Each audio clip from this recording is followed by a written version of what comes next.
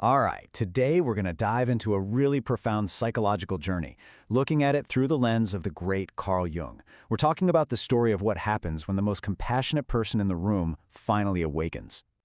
And this is really the central question, isn't it? What happens? Now, this isn't about some big, loud explosion of anger. It's about something much, much more powerful. It's a quiet, internal shift, a silence so deep it feels like the whole world is holding its breath. To really understand this transformation, we have to start at the very beginning. We need to look at the empath in their natural initial state. And the source material for this has a perfect metaphor: the burning candle. I mean, just picture that for a second. Constantly giving your own light away, your own warmth, absorbing the grief, the anger, and all the burdens of every single person around you. It's a beautiful, noble thing to do, of course, but a candle can only burn for so long. And eventually, all that constant giving leads to this profound exhaustion, where your own light just starts to flicker out. So this burnout, this is where a really fascinating Jungian idea comes into play. It's called enantiodromia. It's a fancy word, but the concept is simple. It's the idea that when something is pushed to its absolute extreme, it flips into its opposite.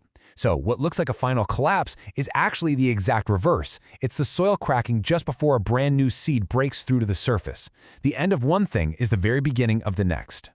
So, this leads us to the catalyst, the moment of real change. Jung would have called this an alchemical moment, that instant where years and years of absorbed pain are transmuted, they're transformed, not into rage, but into something far more valuable. You know, this breaking point isn't just one thing that happens. It's really a process. It starts with just utter exhaustion. You physically and emotionally cannot carry one more ounce of someone else's stuff. Then, out of that comes this profound stillness. No tears, no screaming, just a quiet moment where you suddenly see the pattern you've been living in clear as day. And from that stillness, bam, a flash of lightning clarity, an absolute unshakable knowing of the truth. And here is the most important part. This silence. This is what absolutely terrifies manipulators. And why?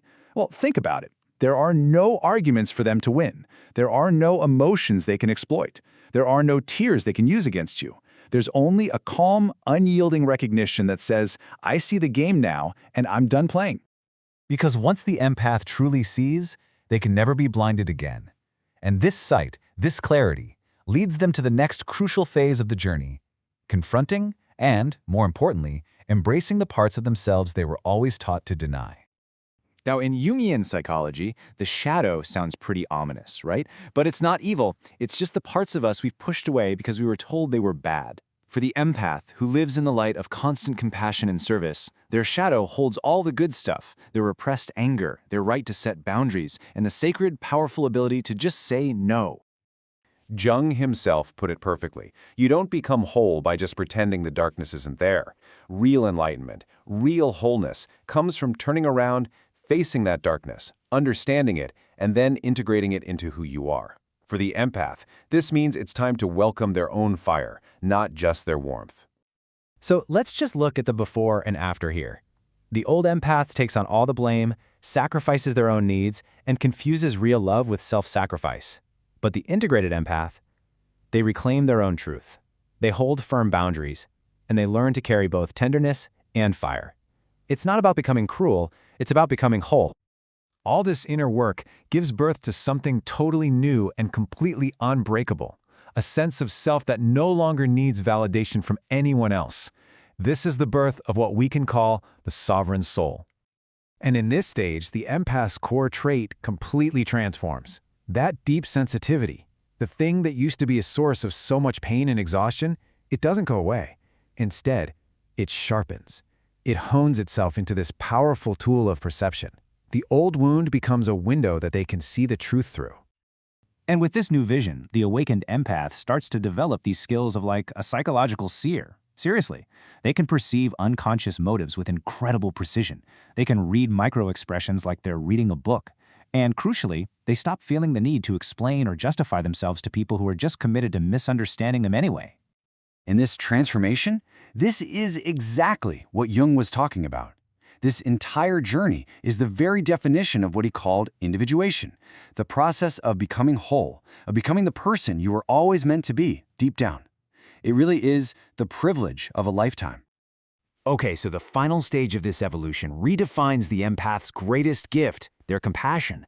But it's not what you might think. It becomes a compassion that is fierce, discerning. You might even say it's compassion with teeth. This comparison just shows how profound the shift really is. You have the old, blind compassion, which just forgives and forgives, often excusing cruelty because, let's be honest, it's often a disguise for a fear of conflict. But fierce compassion? That's loving with your eyes wide open. It sets unyielding boundaries, and it understands that true healing for anyone has to start with healing yourself first. A key tactic of this new compassion is what's called the great refusal. The awakened empath finally realizes their greatest power isn't in fighting back or arguing. It's in simply refusing to participate in the dysfunction any longer. By just withdrawing their energy, they collapse the entire manipulative system that depended on them to exist. So, the most important thing to take away from all of this is this.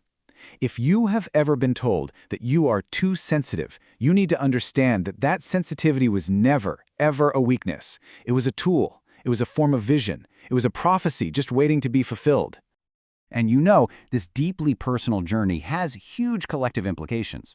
Because when one person breaks a cycle, when they choose to live authentically, it creates ripples. It grants this kind of silent permission for other people to do the same thing, sparking what the source material calls an empathic revolution. So I'll leave you with this final thought to just sort of ponder.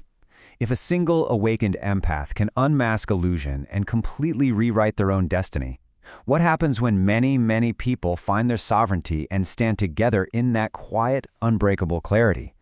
What kind of world could that create?